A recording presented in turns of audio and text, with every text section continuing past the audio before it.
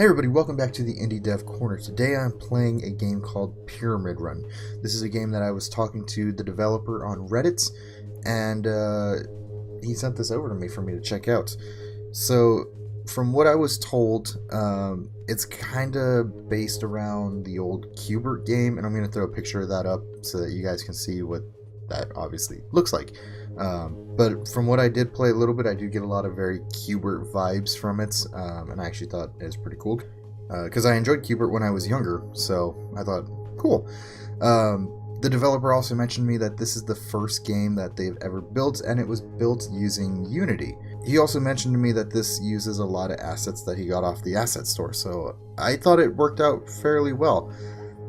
So the goal of the game here is quite simply to color all the the squares in by jumping on them.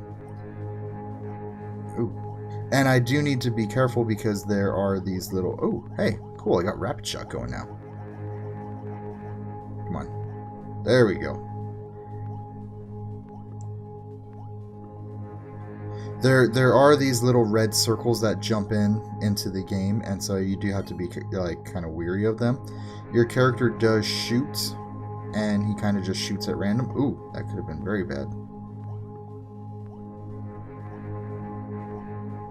There we go. Come on, come on, come on! Oh darn, he's gonna screw me over like that. Okay. So now, if you ever played the original Qbert, it was kind of like this, a little more... Oh, darn it, I jumped in the wrong direction. It was a little similar to this in the style of, I think you had to... if I remember correctly, you had to touch every square to advance in the game. Darn it! You had to touch every square to advance in the level, and I believe there was objects you needed to collect. Now look, I may be wrong, I wasn't very good at Qbert when I was younger. I enjoyed playing it, I didn't ever really get that far though, so forgive me if I'm incorrect in my Qbert knowledge. Now, I do know with this, from what the developer was telling me also, that you do have to clear all the enemies off the stage before you can advance to the next one as well. And the enemies only stop spawning when you've colored all the squares in. So, kind of something to keep in mind there. Okay. Now, some of these enemies do have shields on them, which makes them a bit tougher, obviously, because they just kind of jump at random, and you're limited on the amount of times you can shoot. There we go. You're limited on the amount of times you can shoot, because nothing really triggers the shot. He just kind of does it himself whenever he wants to, which is fine. You do have to kind of adjust for that mechanic a little bit. And as you progress throughout the levels, they get kind of more complicated and the enemies get a little tougher, and that's when the enemies with the shields come in and whatnot.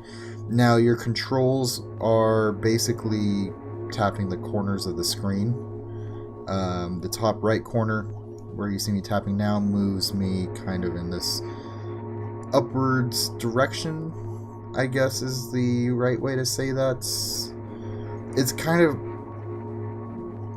it's not quite up, down, left, and right, but it's also not up, down, left, and right, if that makes sense, because you're looking at it from an angle.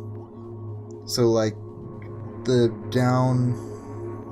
Oh, God, you know, it's kind of... I'm trying to think of the right way to phrase how... Oh, ooh. Darn, I jumped into him. I thought he exploded. And I thought he was going to go over this way. Now, you can jump off of the platforms also, which is something that you need to be, obviously, careful for, because you don't want to do that. That costs you lives.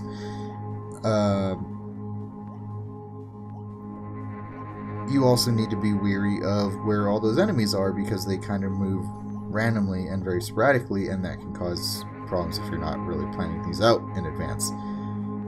The nice thing is that you can jump over your same squares multiple times. Really, your only goal is to jump on all the squares at some point, and you don't necessarily need them all done.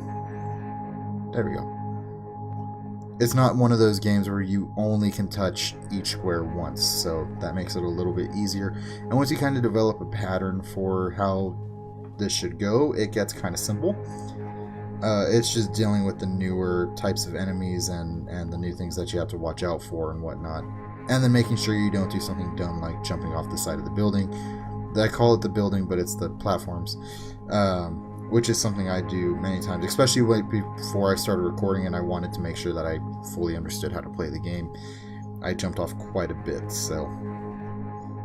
Ooh, ×2. Now, this is an endless style game. It doesn't seem to ever really end. That's what endless means. Freeze. Oh, freeze all the enemies. Cool.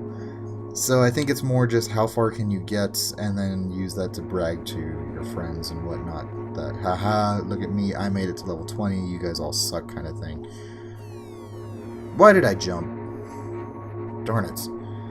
Now, the only time you jump is when you're facing that direction, it looks like, which is nice. New high score, though, and I reached a new level. Shut up.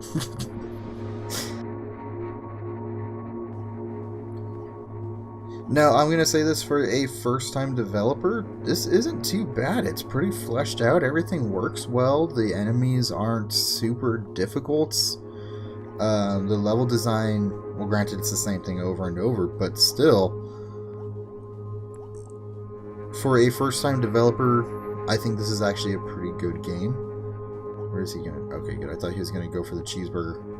Ooh, I'm invincible. There are little power-ups that they put into the game, and everything does work, which is nice.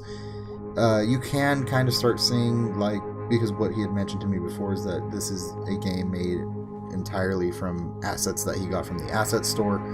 So that leads me to believe that he just did the, like, handled the programming for the game. He didn't actually, like, go into Blender or whatnot and, like, make a circle and a square and a little character, which is fine. That's the reason the asset store is there, so that you don't have to do that stuff every single time for every game.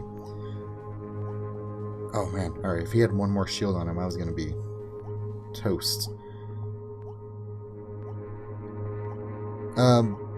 But for actually getting all these characters from the asset store, they work fairly well. So I've seen a lot of games where the developers just pulled whatever from the asset store, and you can obviously tell that they're all random things from the asset store because nothing matches anything else.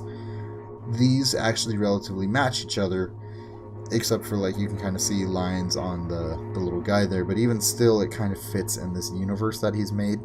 And the power-ups, while some of them look a little better than others, they actually tend to fit, again, with the theme here of this game. It's random, but in a controlled manner, if that makes sense. Alright, this is good. I have all 3 lives going into level 6. And I've frozen all my enemies. The developer did also mention to me that he was a... Darn it! That he was a engineering grad, and he just decided to start doing game design. So good for him. I mean, so far, like I said, it works well. The game plays nicely. I'm not running into any real bugs or glitches or anything. So, you know, I think for a first-time development, it's a good step in the right direction. The buttons all work. I haven't noticed any, like, weird game-breaking glitches. My character isn't randomly hovering in space for whatever reason. It all just seems to work. And it's all done in Unity also, which I have a soft spot for because I used to program in Unity as well, so it's nice to always see another Unity developer doing well in the Unity field. So there's going to be a link down below to where you can play this game. I believe this game is in full development, or in full release. Darn it! Yeah, so I believe this game is in full release. The developer didn't tell me anything to make me believe otherwise, so if you want to try out the game, it'll be in a link down below to where you can download it. I believe it is only on Android, so if you're on an iPhone, sorry, I don't know what to tell you. If it is on iPhone and I'm wrong, which sometimes I am, there will be a link down below to where you can download it as well. I'm fairly certain it's only for Android though. So if you guys enjoyed this video, go ahead and let me know. Leave a comment down below to let me know what level you got to and what your high score was. And if you enjoyed the video, leave a like. It lets me know that you're enjoying what I'm doing and you want to see more content like this. I think I said leave if you're enjoying this video like 8 times in that sentence. So what just happened? Okay.